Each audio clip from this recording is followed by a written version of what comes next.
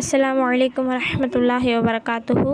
பயணத்தின் சுன்னத்துகளில் 10, 11 இன்ஷா அல்லாஹ் ஒன்றாக பார்க்க போகிறோம்.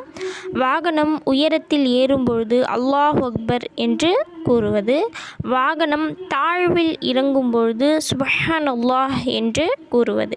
இது இரண்டுமே ஒரு சுன்னத்தாக இருக்குது. இப்போ அல்லாஹு அக்பர் அப்படின்னு சொல்லும்போது அல்லாஹ் மிகப்பெரியவன், சுப்ஹான் அல்லாஹ், அல்லாஹ் மிகவும் பரிசுத்தமானவன்.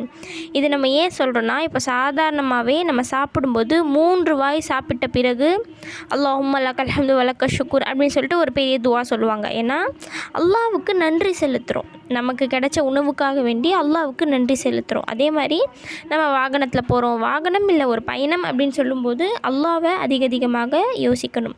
சாதாரணமான நேரங்களையும் நம்ம என்ன பண்ணணும், தஸ்பிஹாத்துக்கள் செய்யணும். இது மிகவும் முக்கியம். இப்போ பயணம் போகிறோம் அப்படின்னா நமக்கு எந்த வேலையுமே இல்லைங்களா? ஸோ இன்னும் அதிகமான திக்ருகள் நம்ம செஞ்சுக்கணும். அதுக்காக வேண்டி இன்ஷா அல்லாஹ்